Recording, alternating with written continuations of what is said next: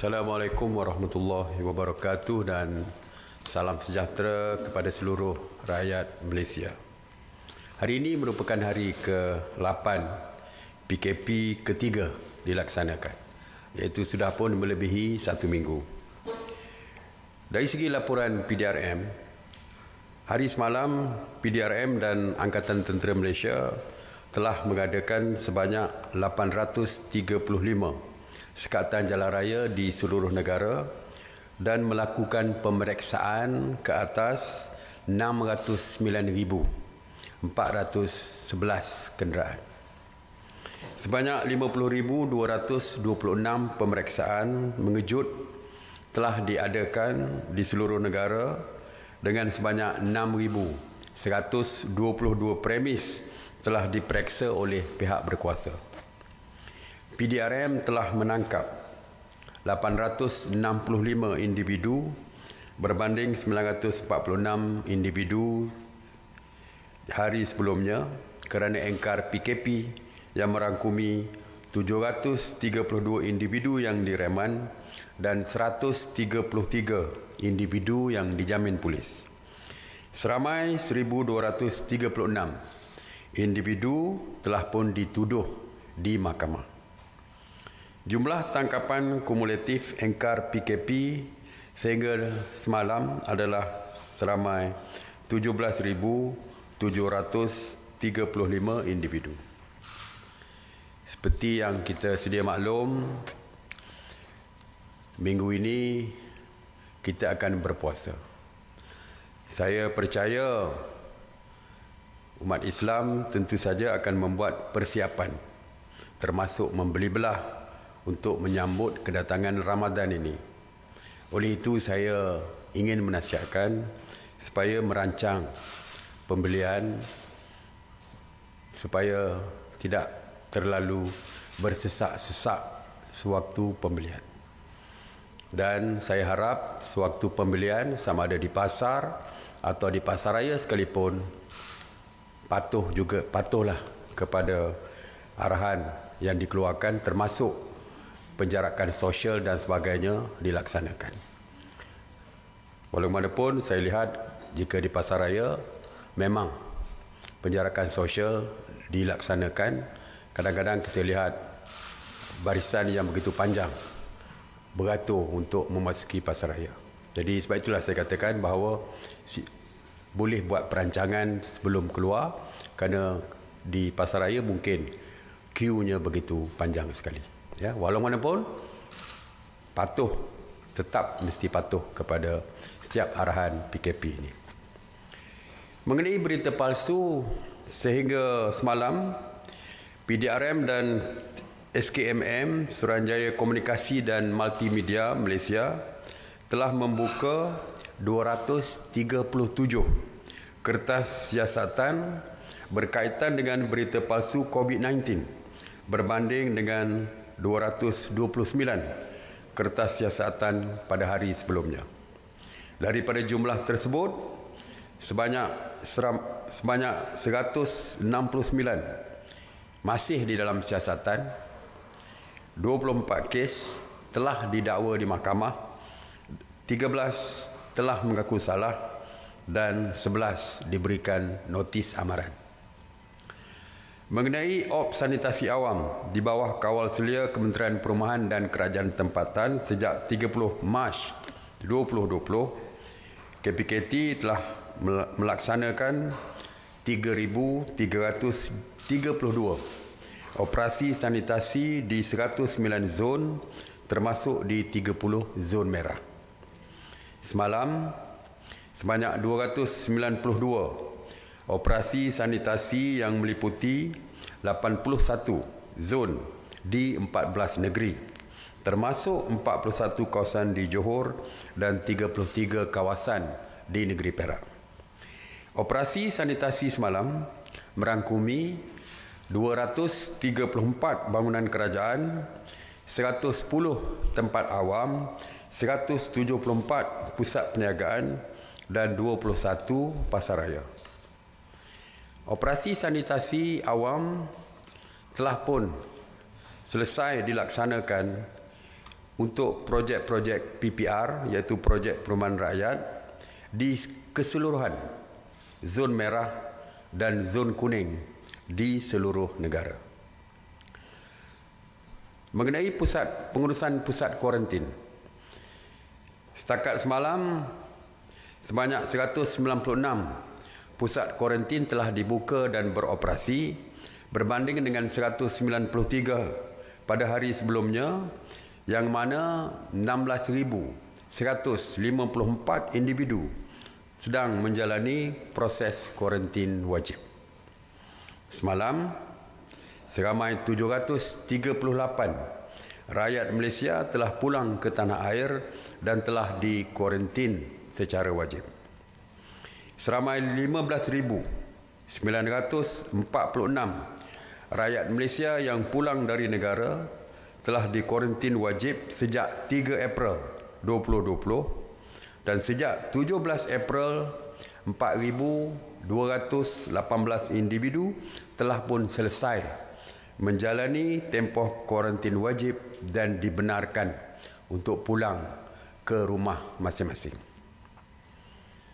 Mengenai keperluan asas, semalam KPDN HEP ataupun Kementerian Perdagangan Dalam Negeri dan Hal Ehwal Pengguna telah membuat pemantauan harian 25 jenis bakalan di 1,133 pemerasan premis perniagaan, termasuk 833 peruncit, 268 pemborong dan 32 pengilang.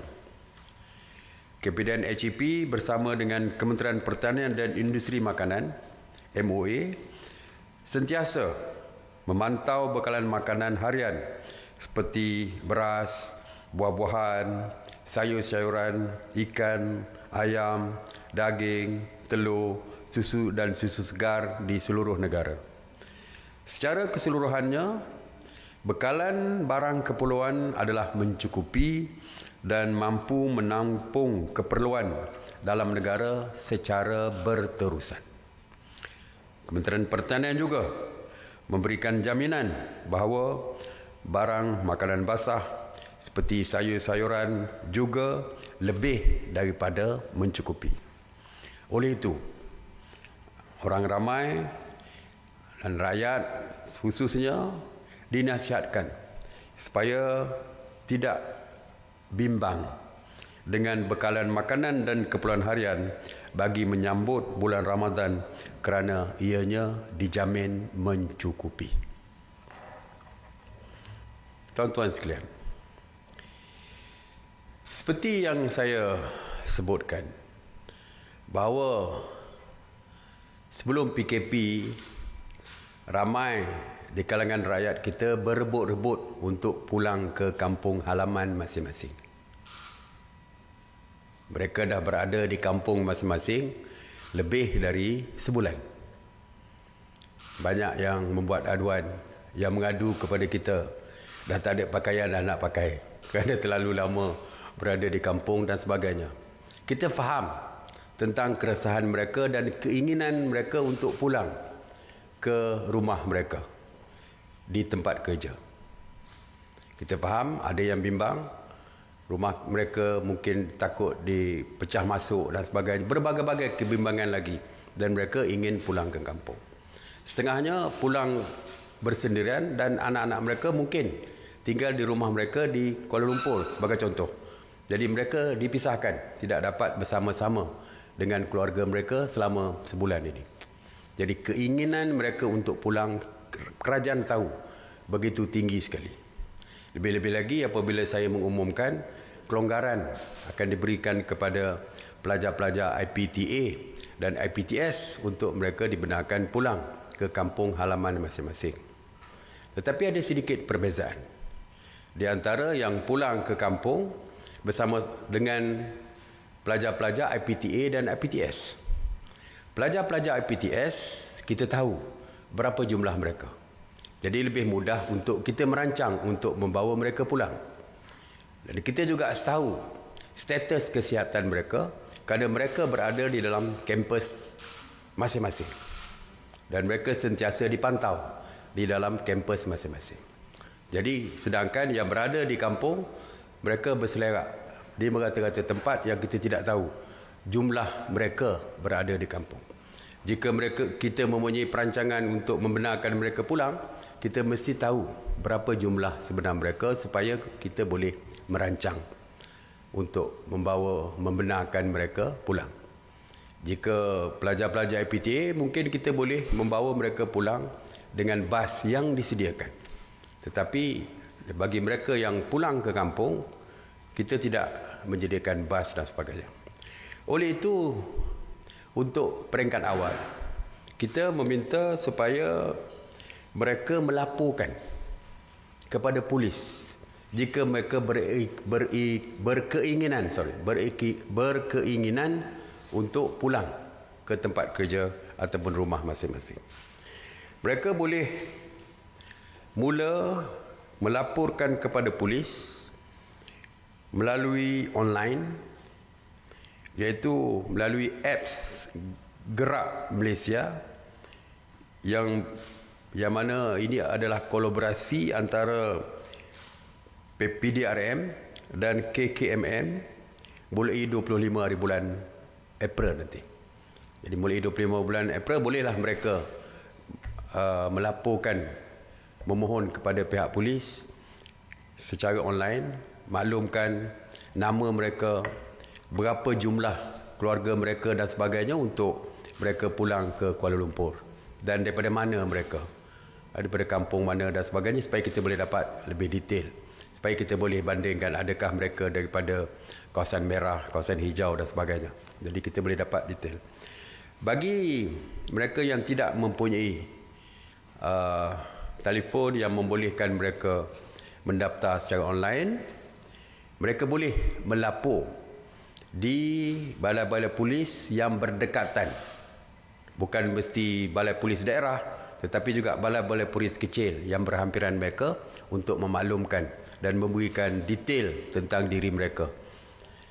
Walaupun untuk mengelakkan kesesakan di balai-balai polis, mereka perlu membuat temu janji dengan polis, telefon dulu ke balai polis, buat temu janji supaya kita boleh aturkan dari segi pergerakan mereka untuk ke balai polis dan sebagainya.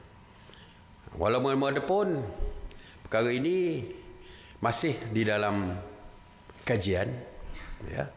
Jika pergerakan akan bermula pun, saya percaya mungkin bermula selepas 1 Mei nanti. Sebelum itu, kita masih lagi kita jangka adalah di dalam peringkat kajian kita.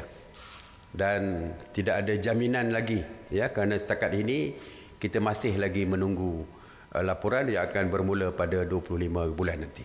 Jadi setiap reports, setiap laporan ke balai polis ataupun online pun bermula 25 bulan. Dan waktu masa itulah kita akan melihat seramai mana yang nak pulang dan sebagainya. Barulah kita boleh merancang dan barulah kita boleh mengeluarkan SOP tertentu yang ketat dan sebagainya. Tapi apapun, kita akan kaji dahulu buruk dan baiknya. Lebih-lebih lagi perlu mendapatkan nasihat daripada Kementerian Kesihatan. Ya, jadi setakat hari ini kita kaji dulu.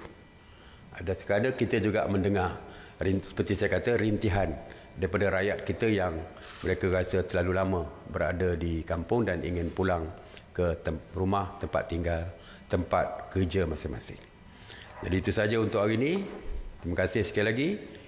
Seperti biasa, pesanan saya, terus tinggal di rumah bagi memastikan keselamatan diri, keluarga dan masyarakat. Stay home, stay safe. Soalan. Selamat tengah hari ya Datuk Seri. Singapura mengumumkan circuit breaker semalam sehingga 1 Jun. So dan juga diumumkan banyak sektor yang akan turut ditutup. So ini turut akan menjejaskan rakyat Malaysia yang bekerja di sana. Jadi apakah nasib rakyat kita di sana dan adakah kerajaan melihat kepulangan secara besar-besaran sekata ini? Terima kasih. Ya.